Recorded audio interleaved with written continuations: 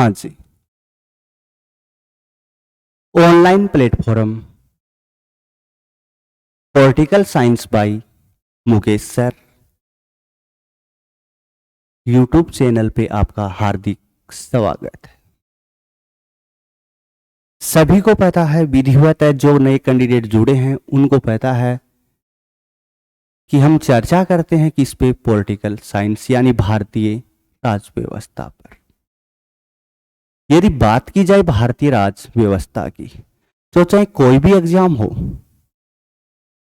उसके लिए भारतीय संविधान यानी राज व्यवस्था काफी इंपॉर्टेंट है। और सभी एग्जामों में यदि सिलेबस की चर्चा की जाए तो एक कॉमन सिलेबस दिया होता है, सभी में सिर्फ 19-20 का अंतर होता और क्या होता है, सिलेबस सेम ही होता है। लेकिन उस सिलेबस को लेवल के अनुसार पढ़ा जाता है। यहां पर हम यदि चालू कर रहे हैं भारतीय राज व्यवस्था को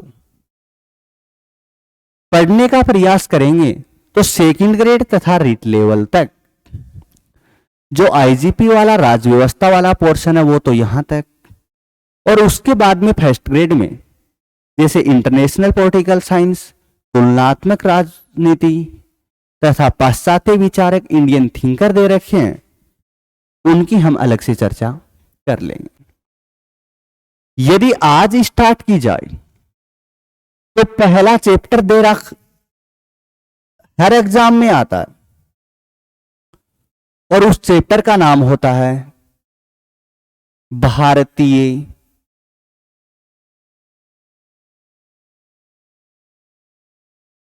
संविधान निर्माण। आज पहली क्लास है और भारतीय राज व्यवस्था को यानी इंडियन पॉलिटिकल सिस्टम को आज हम शुरू कर रहे हैं। संविधान निर्माण तो क्या है, हमारा अध्याय है।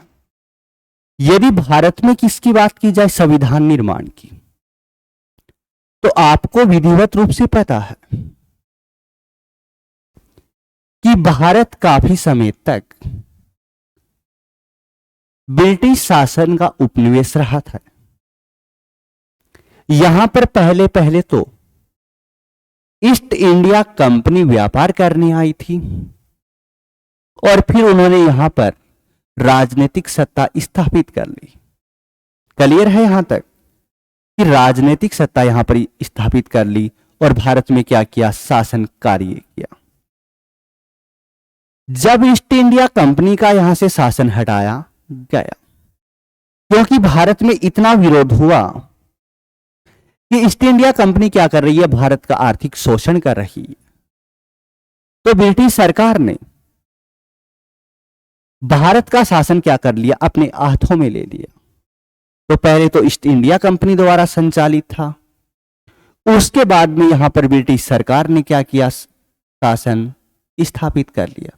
यानी सीधा सीधा मतलब क्या निकला कि भारत के अपने नियम सिद्धांत यानी संविधान था नहीं, जो भी भारत का शासन चलता वो ब्रिटिश सरकार तथा ईस्ट इंडिया कंपनी के नियमों से यानी सिद्धांतों से संचालित होता।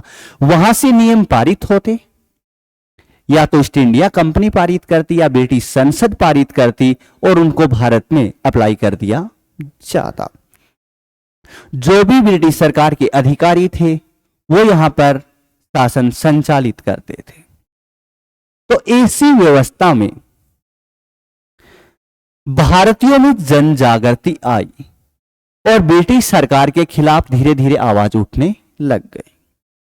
ब्रिटिश सरकार के खिलाफ जो ही आवाज उठने लगी तो भारतीयों में भी असंतोष व्याप्त होने के कारण यह भावना पनपने लग गई कि भारत का जो शासन है वो भारतीय खुद चला सकते हैं, ब्रिटेन की हमें आवश्यकता नहीं है। यानी जो ब्रिटिश सरकार कानून बनाती थी उनका विरोध किया गया और भारत में कहा गया कि भारत अपना संविधान खुद भी बना सकता है और उनके आधार पर भारत का शासन संचालित किया जाए। यदि इस चैप्टर की भूमिका तैयार की जाए, यानी भारतीय संविधान निर्माण, तो इसमें सबसे पहले तो ईस्ट इंडिया कंपनी द्वारा शासन संचालित था, फिर ब्रिटिश सरकार ने संचालित किया। तो भारत में क्या होता, संविधान की मांग होती है, और भारत में सर्वप्रथम संविधान की मांग 1895 में की जाती है। और जो 1895 में भारत में संविधान की मांग की जाती है, वो करता है मेरे भाई बाल गंगाधर तिलक करता है। बाल गंगाधर तिलक कौन करता है? बाल गंगाधर तिलक द्वारा भारत में सर्वप्रथम किसकी मांग की जाती है? संविधान की मांग की जाती है। और जो बाल गंगाधर तिलक ने सबसे पहले भारत में कहा था कि भारतीयों के लिए क्या होना चाहिए? संविधान होना चाहिए। कब कहा था? 1895 में कहा था। लेकिन जो बाल गंगाधर तिलक ने 1895 में कहा, तो बाल गंगाधर तिलक ने एक प्रस्ताव रखा था, और प्रस्ताव होता है स्वराज्य प्रस्ताव। यानी बाल गंगाधर तिलक ने अपने किस प्रस्ताव में संविधान की मांग की थी? तो स्वराज्य प्रस्ताव में तो की जाती है। सबसे पहले स्वराज्य प्रस्ताव में बाल गंगाधर तिलक ने कहा था कि भारतीयों के लिए क्या होना चाहिए? संविधान। बाल गंगाधर तिलक के बाद में यदि देखा जाए तो 1921 में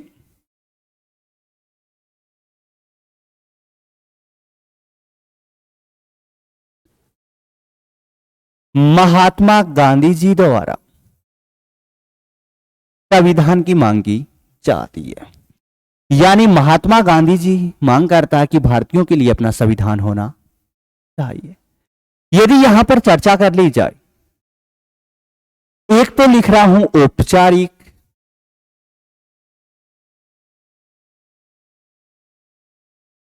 और एक लिख रहा हूं अनौपचारिक।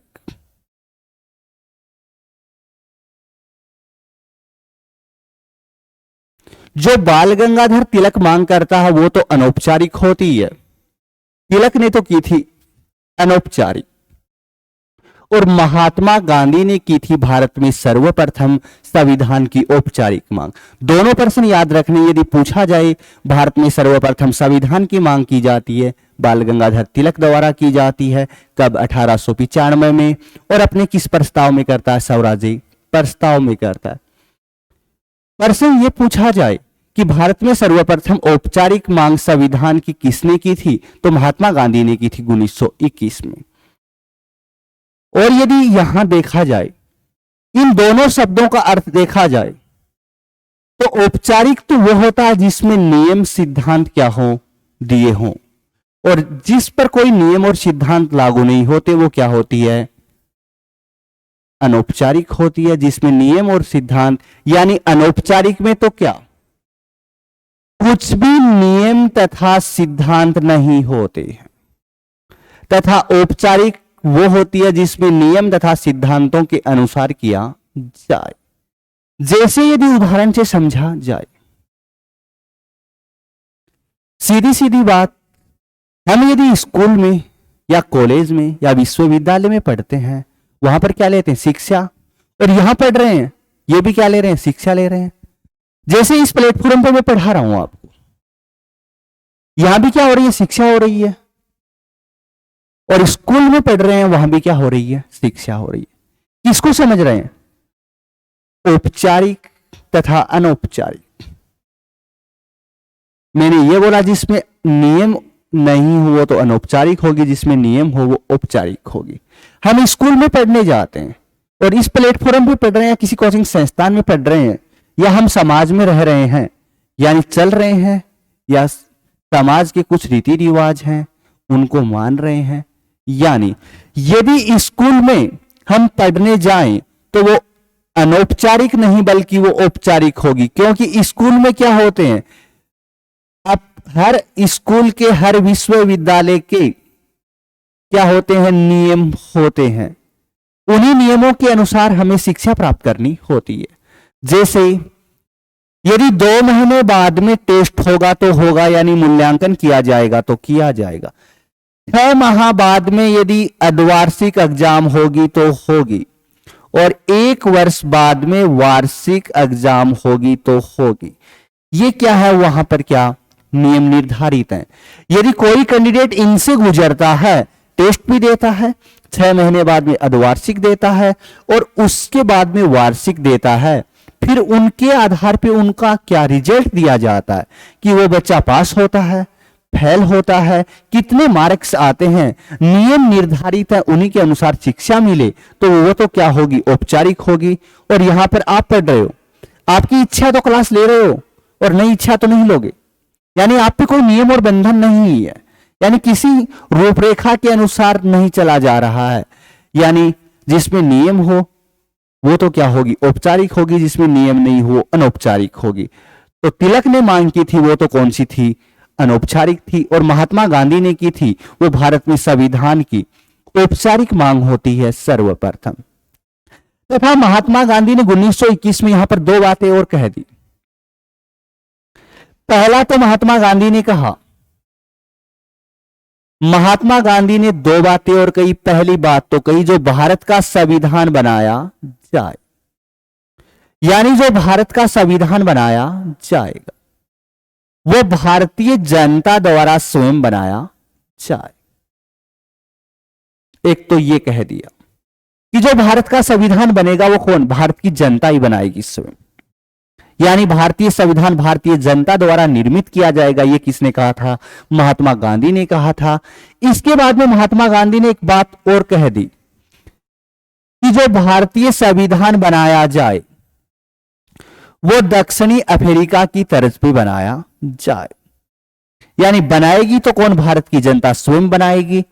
लेकिन जो भारत का संविधान का प्रारूप होगा, यानी कि वो कैसा होगा, वो महात्मा गांधी ने यह भी कह दिया कि जैसा दक्षिणी अफ्रीका का संविधान है उसी की तरज पे तो बनाया जाए, जैसा दक्षिणी अफ्रीका का है वैसा ही भारतीय संविधान होगा।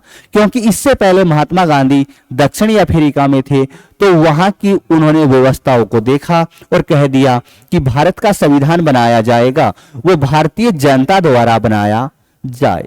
इसके बाद में यदि चर्चा की जाए, महात्मा गांधी के बाद में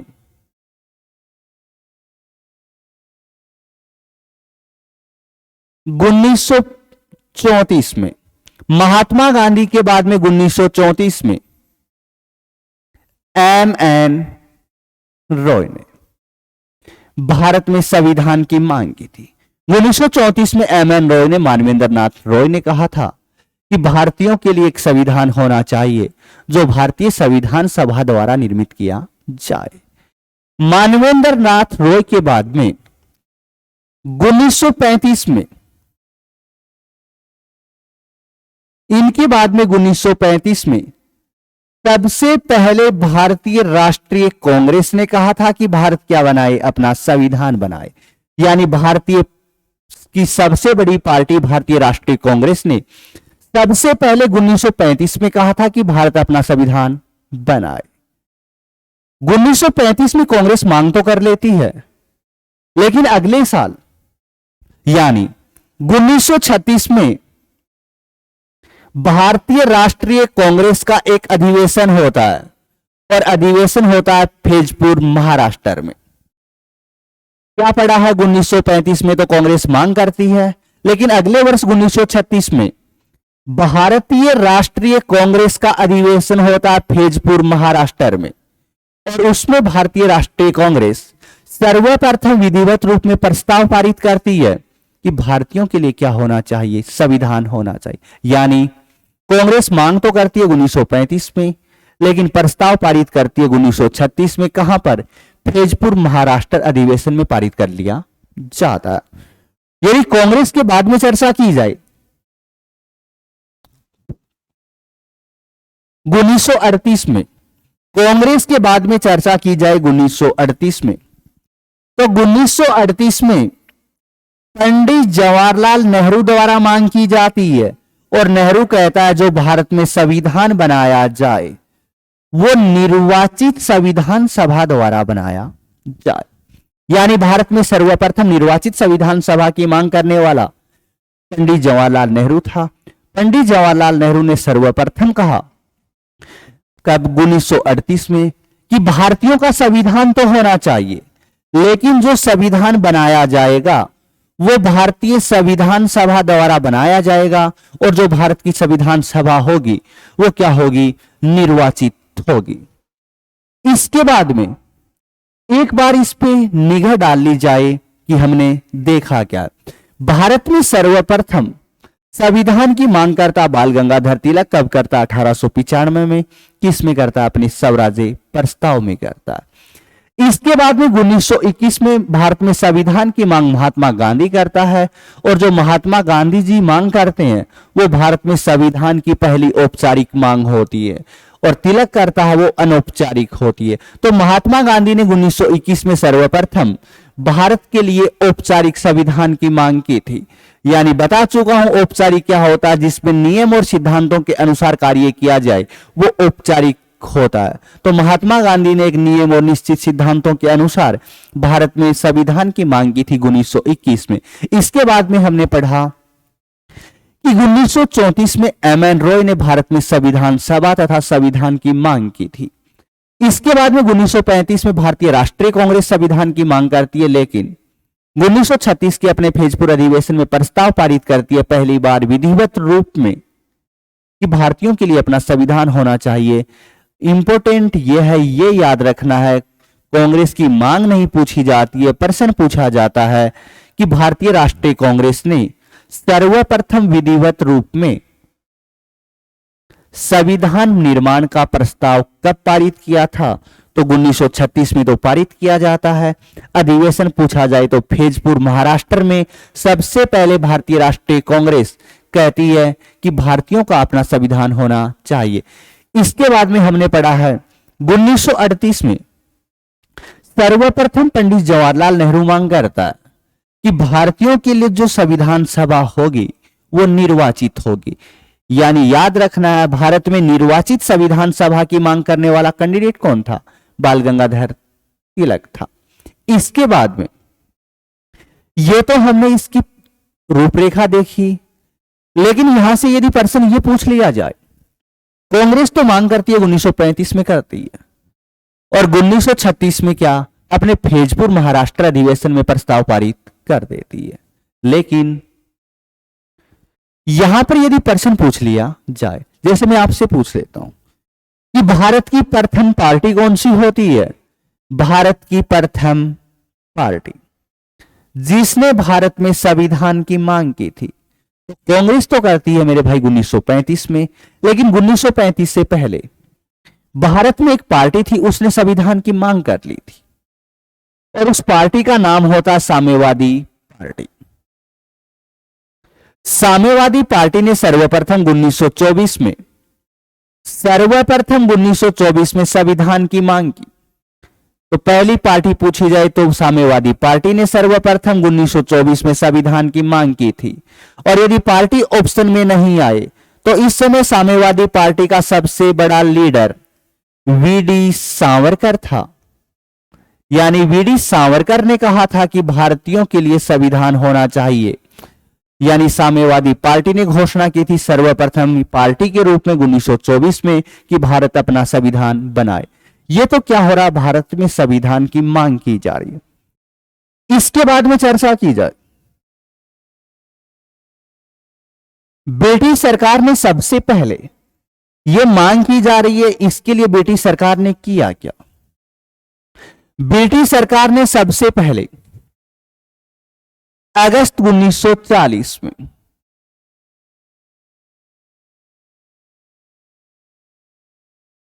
ब्रिटिश सरकार ने सबसे पहले अगस्त 1940 में जो भारतीय संविधान की मांग कर रहे थे उसे स्वीकार कर लिया।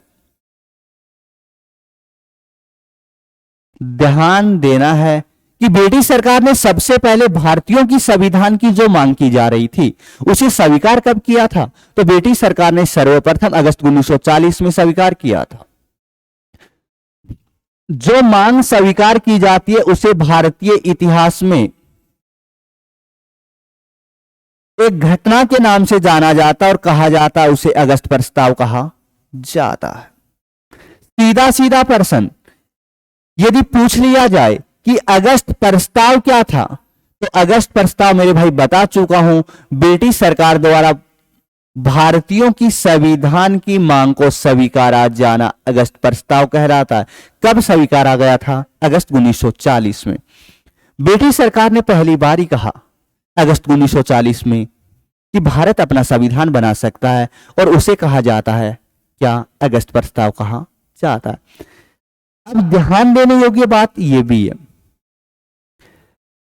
कि हम कब से चिल्ला रहे हैं कि भारत क्या करे, अपना संविधान बना ले। संविधान बनाने दो, हमें संविधान बनाने दो, लेकिन ब्रिटिश सरकार ने आज तक स्वीकार नहीं किया आप बना सकते हो। सबसे पहले अगस्त 1940 में क्यों कहा? क्योंकि उस समय ब्रिटिश सरकार के सामने ऐसे संकट आ गए थे, ऐसी परिस्थितियां बन गई थी कि भारतीय सरकार के सामने उसे झुकना पड़ा। क्योंकि अगस्त 1940 की बात की जाए तो अगस्त 1940 में पूरा विश्व ही सेकेंड विश्व युद्ध से जूझ रहा था। पूरा विश्व था वो सेकेंड विश्व युद्ध की आग में झोंक दिया गया। इस समय पूरा विश्व दो राष्ट्रों में, धुरी राष्ट्र तथा मित्र राष्ट्रों में बैठा हुआ,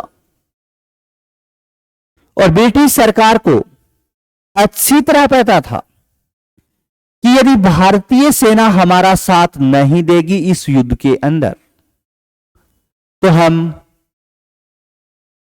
इसमें कोई बड़ी सफलता हासिल नहीं करेंगे। और इतना दबाव बढ़ा ब्रिटिश सरकार पे, यहां तक संयुक्त राज्य अमेरिका यानी यूएसए ने इतना दबाव डाला ब्रिटिश सरकार पे कि जल्दी से जल्दी जितना हो सके भारतीय राष्ट्रीय कांग्रेस को खुश किया जाए। राष्ट्रपति अमेरिका का था, उसने तत्काल पत्र लिख दिया ब्रिटिश प्रधानमंत्री को कि कितना भी हो भारतीय राष्ट्रीय कांग्रेस को क्या किया जाए, जल्दी से जल्दी खुश किया जाए। और एक मुसीबत यह भी आ गई थी कि सुभाष चंद्र बोस था जो जापान की सहायता से आजाद हिंद फौज को लेकर काफी भारत के पास तक आ चुका था। तो शंका थी यदि आजाद हिंद फौज भारतीयों तक पहुंच गई तो ब्रिटिश सरकार के लिए काफी बड़ा संकट हो सकता है। तो भारत को तत्काल खुश करने के लिए ब्रिटिश प्रधानमंत्री ने घोषणा कर दी कि भारत क्या कर सकता है, जो ही सेकेंड विश्व युद्ध समाप्त होता है उसके बाद में अपना संविधान बना ले। यानी विदेशी ताकतों के दबाव में आकर ब्रिटिश सरकार ने सबसे पहले भारतीयों को खुश करने की कोशिश की। उसे क्या कहा गया? अगस्त प्रस्ताव कहा जाता है। सीधा सीधा अगस्त प्रस्ताव था क्या? ब्रिटिश सरकार द्वारा भारतीयों की संविधान की मांग को स्वीकारा जाना अगस्त प्रस्ताव होता है। इसके बाद में एक ऐसा ही नाम और दे दिया जाता है। यह तो पढ़ा क्या? अगस्त प्रस्ताव पढ़ा। एक नाम हमें देखने को और मिल जाता है, मिलता है अगस्त क्रांति। यदि अगस्त क्रांति की बात की जाए, अगस्त क्रांति का संबंध होता है महात्मा गांधी का भारत छोड़ो आंदोलन। क्योंकि महात्मा गांधी का भारत छोड़ो आंदोलन 8 अगस्त 1942 को दिल्ली के ग्वालियर टैंक मैदान से स्टार्ट होता है। यानी गांधी जी ने जो भारत छोड़ो आंदोलन प्रारंभ किया था वो भी अगस्त में होता है। होता कब है? 1942, 8 अगस्त 1942। महात्मा गांधी जी का भारत छोड़ो आंदोलन तो कहलाता है अगस्त क्रांति, और अगस्त प्रस्ताव ब्रिटिश सरकार द्वारा भारतीयों की संविधान की मांग को स्वीकारा जाना क्या कहलाता है? अगस्त प्रस्ताव कहलाता है। तो दोनों चीज क्लियर कर चुका हूं। अगस्त प्रस्ताव तो क्या था, ब्रिटिश सरकार द्वारा भारतीयों की संविधान की मांग को स्वीकारा जाना, और अगस्त क्रांति क्या थी, महात्मा गांधी का भारत छोड़ो आंदोलन। तो सबसे पहले इसे स्वीकार तो कर लिया गया। फिर इसी के तहत भारत में कुछ आयोग भेजे जाते हैं ब्रिटिश सरकार द्वारा, और उनमें पहला आयोग भेजा जाता है। उस आयोग की हम चर्चा करें तो भारत में भेजा जाता है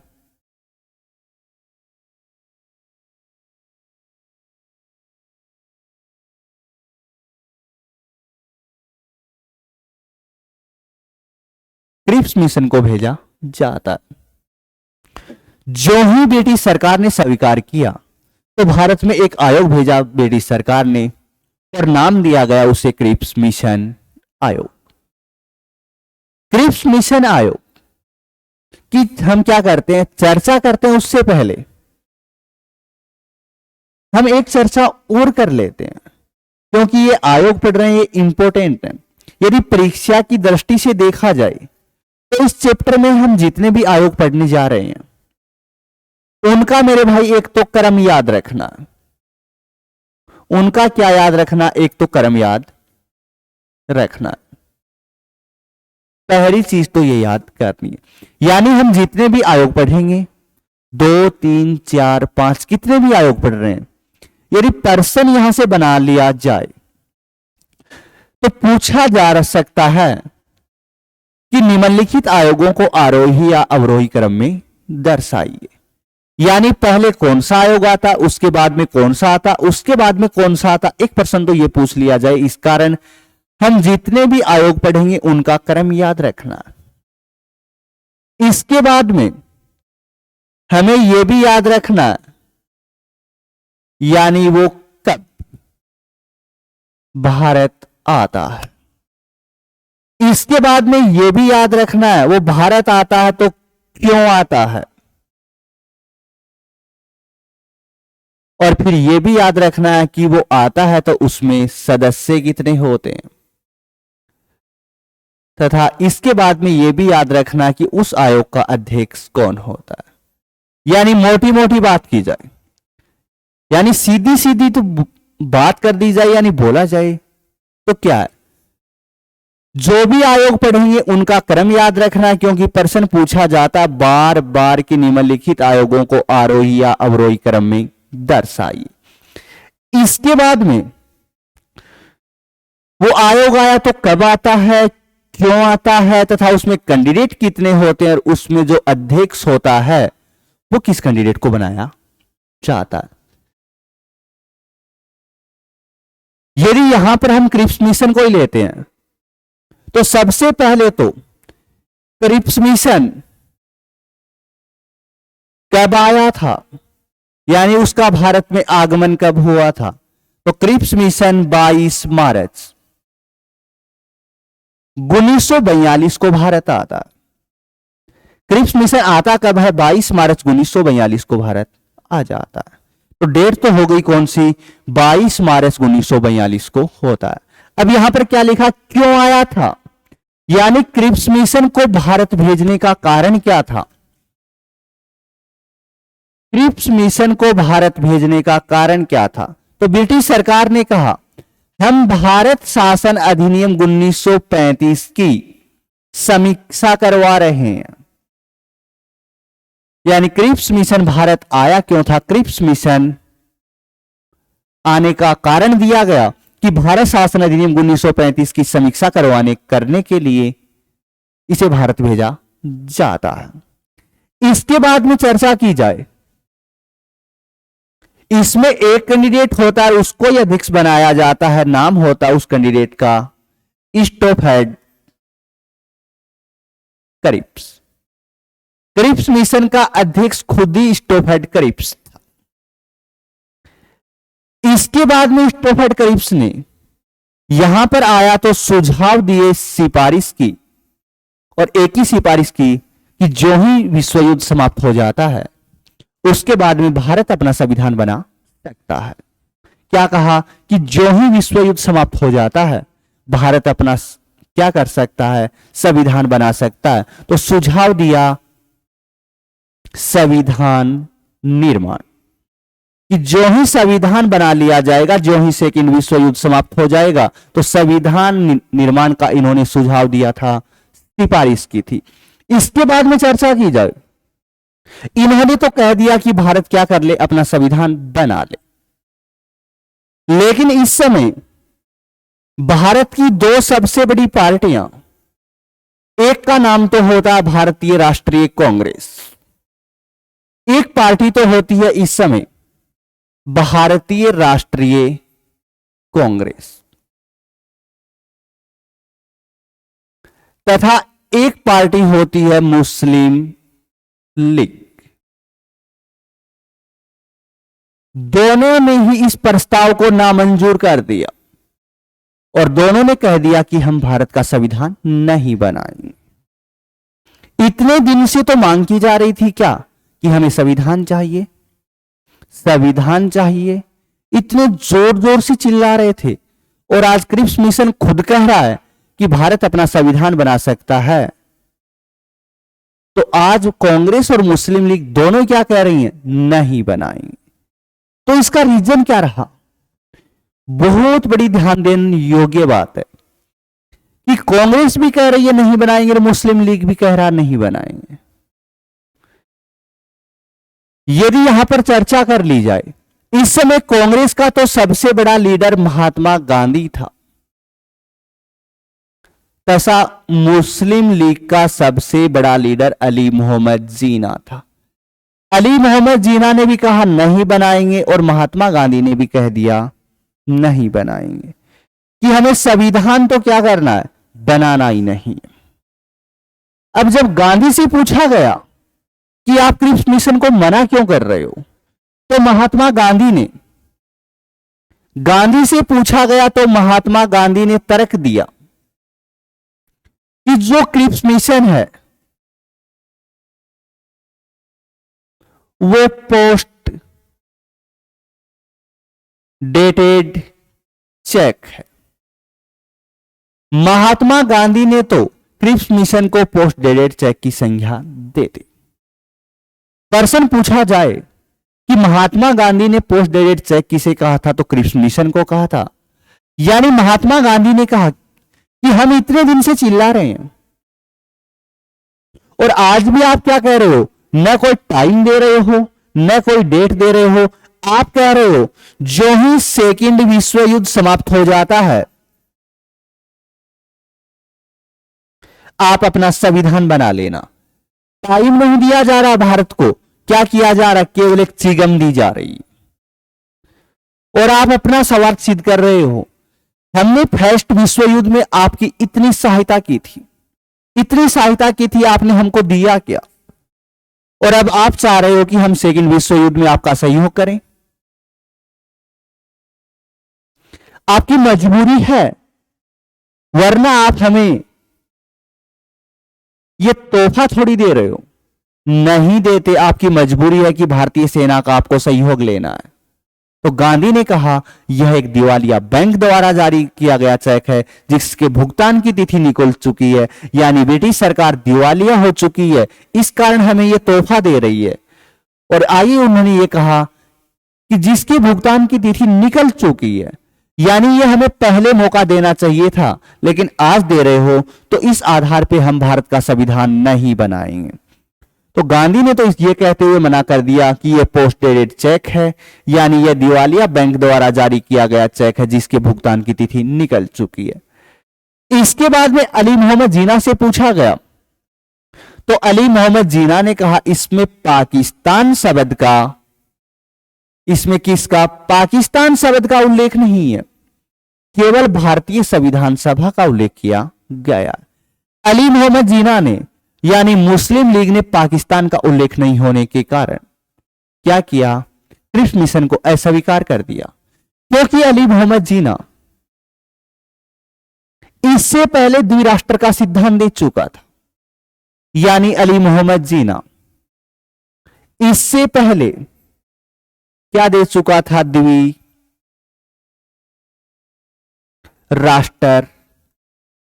सिद्धांत। यानी इससे पहले अली मोहम्मद जीना ने घोषणा कर दी थी कि हिंदू और मुसलमान इन दोनों का खान पान, रहन सहन, भाषा और संस्कृति सब कुछ ही अलग अलग है। तो राष्ट्र भी दो होने चाहिए भारत और पाकिस्तान नाम से, कि एक तो बनना चाहिए भारत बनना चाहिए और एक पाकिस्तान बनना चाहिए। जो इलाका मुस्लिम बाहुल्य उसे पाकिस्तान बना दिया जाए और बसता वो भारत होना चाहिए। यानी हिंदू और मुसलमानों का खान पान, भाषा, संस्कृति सब कुछ ही अलग अलग है, तो इनका राष्ट्र भी अलग होना चाहिए। यानी द्विराष्ट्र सिद्धांत किससे संबंधित है? अली मोहम्मद जीना से संबंधित है। तो बात यहां कर ली जाए कि अली मोहम्मद जीना ने जो द्विराष्ट्र सिद्धांत दिया था वो अपने 1940 में दिया था, और 1940 में एक अधिवेशन होता है लाहौर में। लाहौर अधिवेशन 1940 में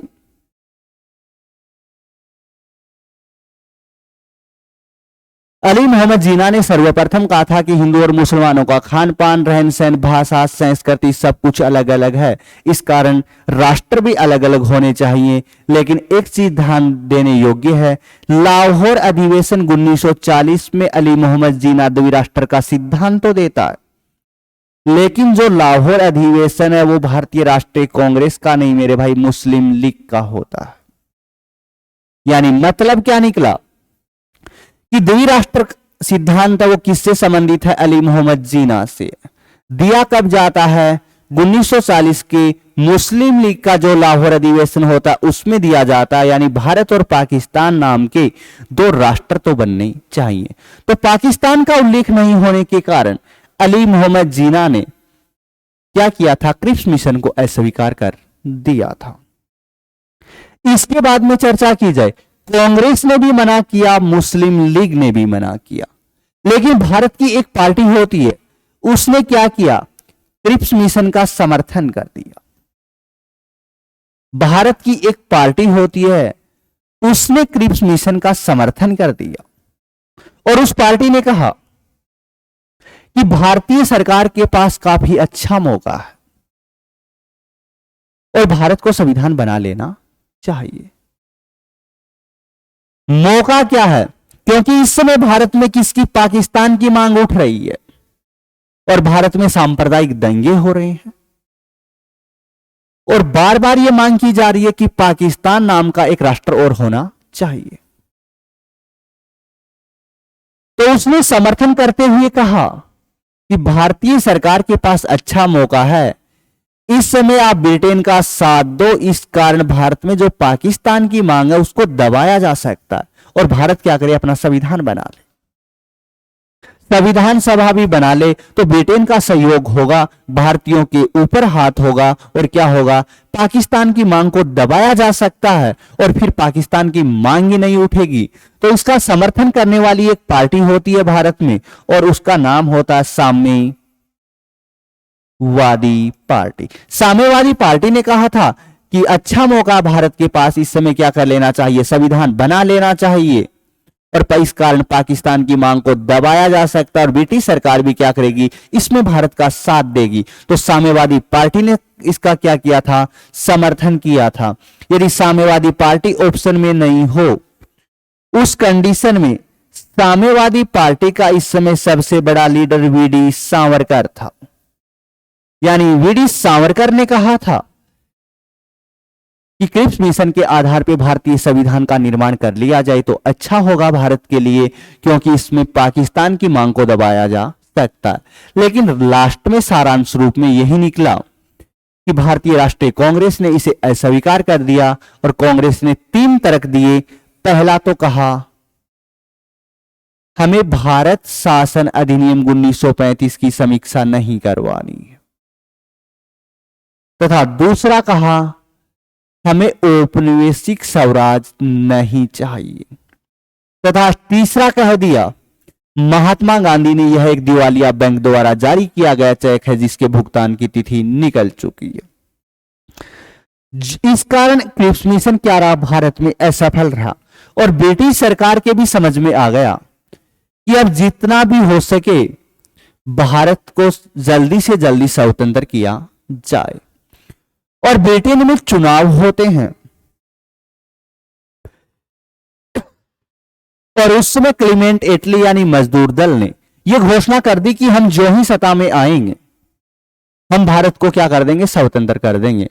और उस समय की कंडीशन, कठिनाइयां सेकेंड विश्व युद्ध के बाद में ऐसी बन चुकी थी, ऐसी बन गई कि ब्रिटिश सरकार दबाव में आ गई और ब्रिटिश सरकार ने यानी क्लीमेंट एटली ने खुली घोषणा कर दी कि जो ही हम सत्ता में आएंगे क्या करेंगे, भारत को स्वतंत्रता प्रदान कर देंगे। और हुआ भी ऐसा ही, ब्रिटेन में क्लीमेंट एटली सत्ता में आ जाते हैं और इसी कारण क्लीमेंट एटली ने भारत में एक आयोग भेजा और उसका नाम दिया गया कैबिनेट मिशन आयोग। भारत में आयोग भेजा जाता है, आयोग का नाम होता है मेरे भाई कैबिनेट मिशन आयोग। क्रिप्स मिशन क्या रहा था, असफल रहा था, तो इस कारण भारत में दूसरा आयोग भेजा जाता है। किसको भेजा जाता है, कैबिनेट मिशन को भारत भेजा जाता है। और मैंने अभी अभी बताया इस समय ब्रिटेन में प्रधानमंत्री पद पर कौन आ चुके थे, क्लीमेंट एटली आ चुके थे। और जब क्रिप्स मिशन आया था उस समय चर्चिल ब्रिटिश प्रधानमंत्री थे, क्योंकि क्लीमेंट एटली ने पहले ही घोषणा कही थी कि जो ही हमारी पार्टी सत्ता में आती है तो भारत को जल्दी से जल्दी स्वतंत्र किया जाएगा। और उसी को आधार मानते हुए जो ही प्रधानमंत्री पद पर क्लीमेंट एटली आए तो उन्होंने अपने 3 कैबिनेट मंत्रियों को भारत भेजा, यानी कैबिनेट मिशन को भारत भेजा। तो पहली चीज तो हमें यही पढ़नी है कि कब कैबिनेट मिशन था वो भारत आता कब है, यानी उसका आगमन क्यों हुआ था। तो कैबिनेट मिशन भारत में 24 मार्च 1946 को आता। कैबिनेट मिशन भारत आया कब था, 24 मार्च 1946 को तो आता है। इसके बाद में चर्चा की जाए, जो आया था उसमें सदस्य कितने थे,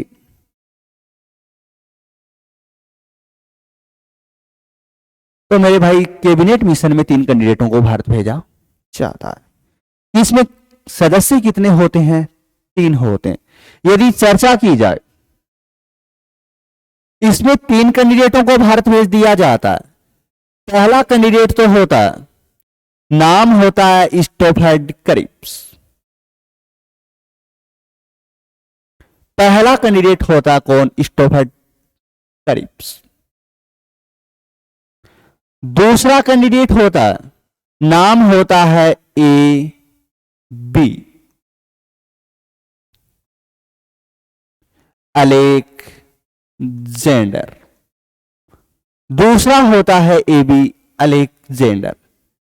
तथा तीसरा कैंडिडेट होता है, नाम होता है जॉर्ज पेथिक लॉरेंस।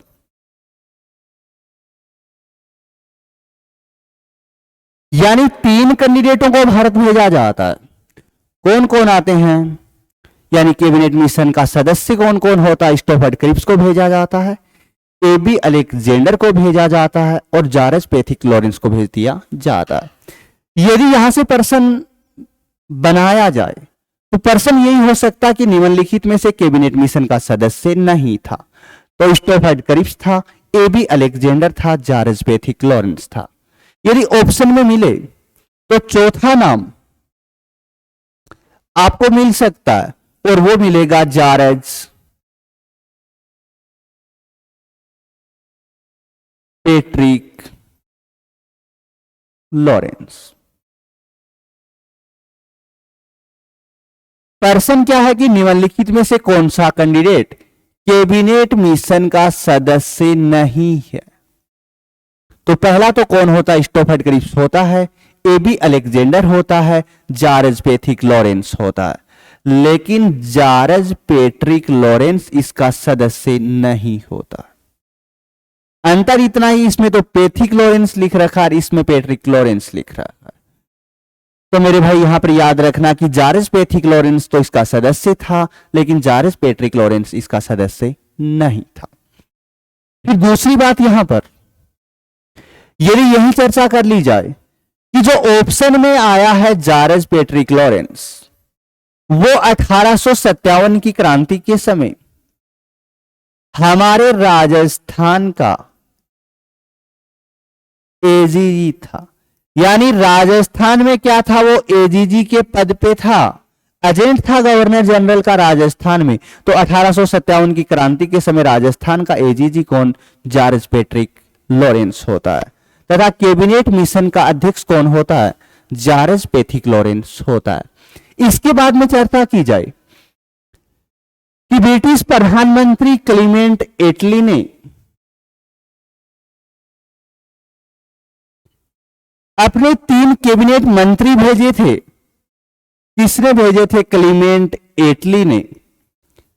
जो भी 3 कैंडिडेटों को भेजा, वो तीनों ही कैंडिडेट इस प्रधानमंत्री के मंत्रिमंडल में मंत्री थे। ये तो हमने पढ़ा है।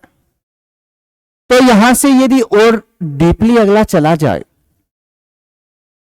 तो यहां पर चर्चा यह भी कर ली जाए कि जो स्टोफर्ड क्रिप्स था, इस समय तो उनके पास ब्रिटेन में एक विभाग था, नाम था व्यापार बोर्ड। ये व्यापार बोर्ड का अध्यक्ष होता, यानी उस समय स्टोफर्ड क्रिप्स था, वो किस पद पे था, व्यापार बोर्ड का अध्यक्ष था।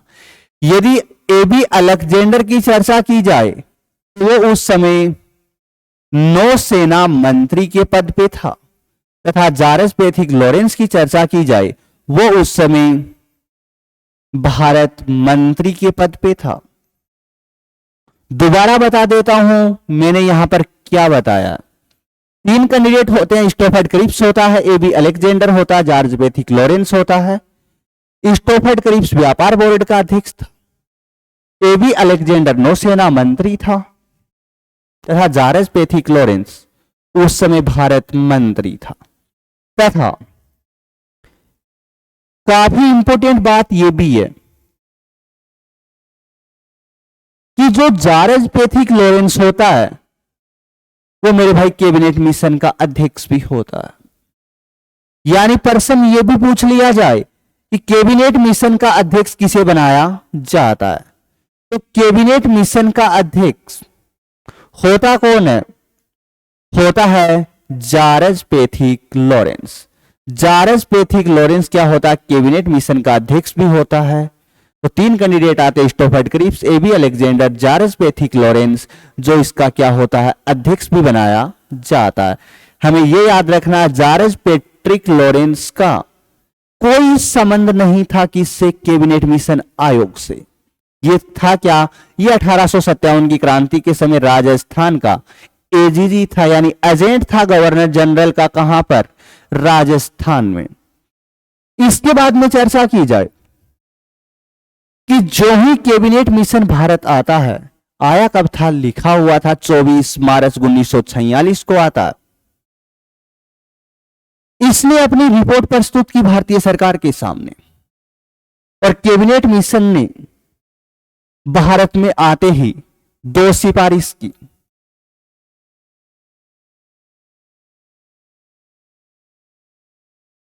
कैबिनेट मिशन ने आते ही भारत में 2 सिफारिश की। पहली तो इन्होंने की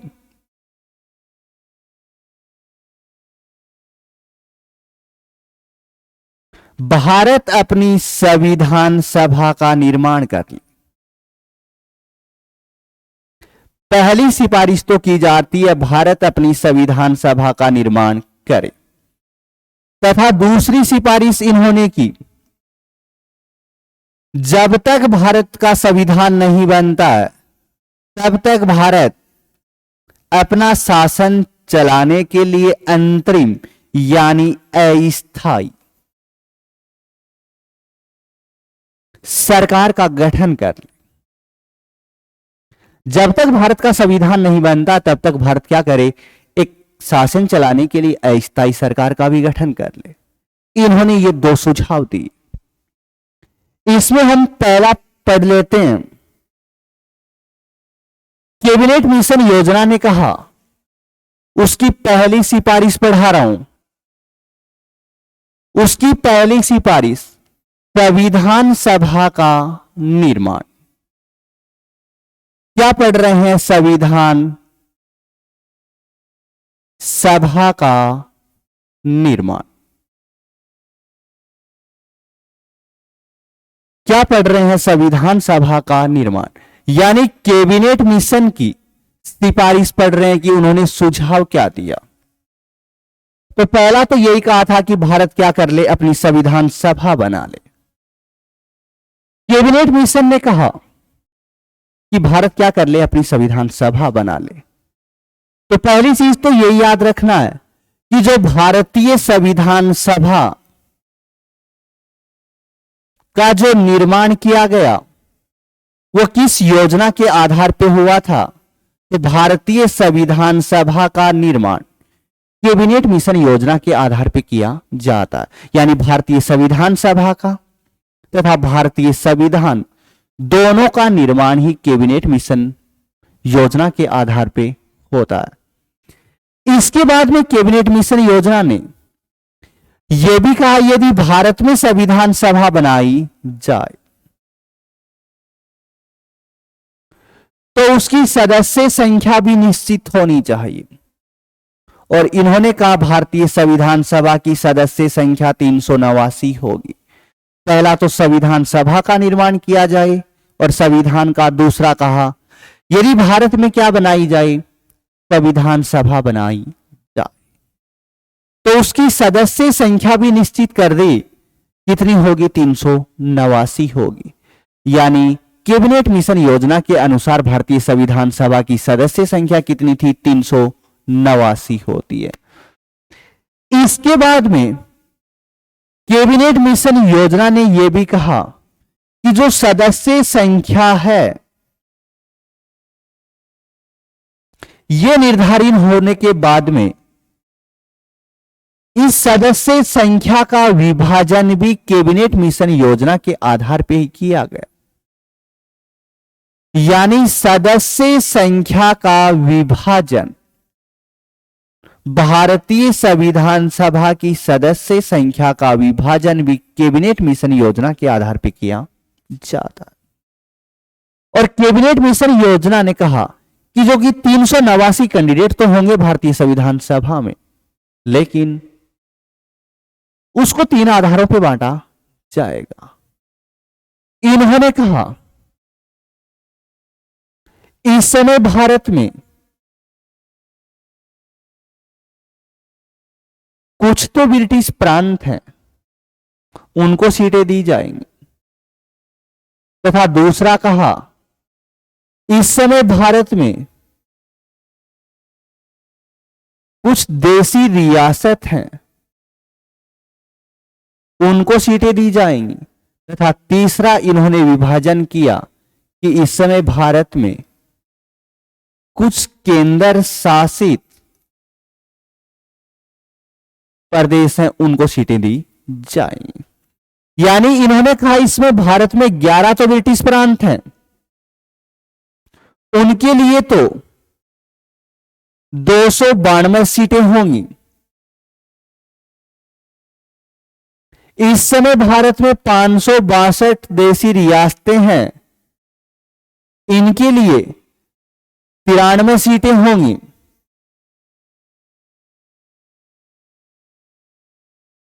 तथा इन्होंने कहा इस समय भारत में 4 केंद्र शासित प्रदेश हैं, उनके लिए 4 सीटें होंगी। यानी सदस्य संख्या का विभाजन भी कैबिनेट मिशन योजना के आधार पर हुआ था। इन्होंने कहा ब्रिटिश प्रांतों के लिए तो 292 सीटें, देशी रियासतों के लिए 93 सीटें और केंद्र शासित प्रदेशों के लिए 4 सीटें होंगी। इसके बाद में इन्होंने यह भी कहा, एक सिफारिश और की कि जो भारतीय संविधान सभा बनेगी उसका निर्वाचन होगा।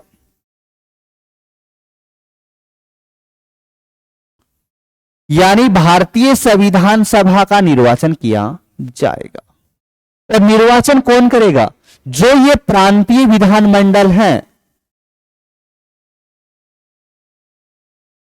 इनके सदस्यों द्वारा भारतीय संविधान सभा के मेंबरों को चुना जाएगा।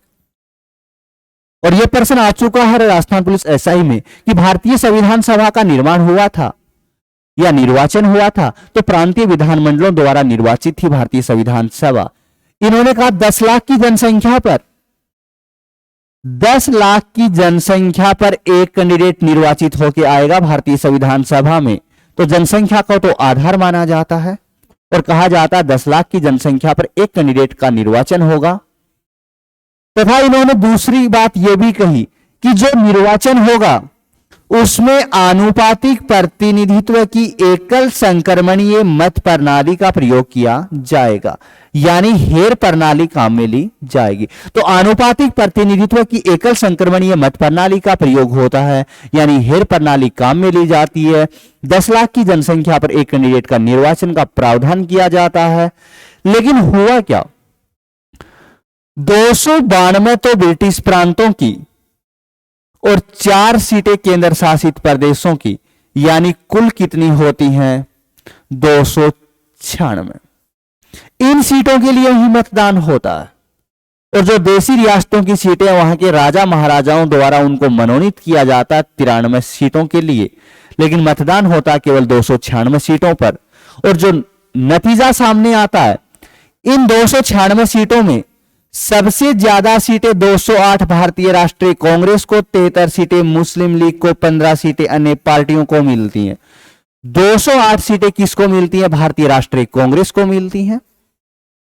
73 सीटें मुस्लिम लीग को मिलती हैं, 15 सीटें अन्य पार्टियों को मिलती हैं।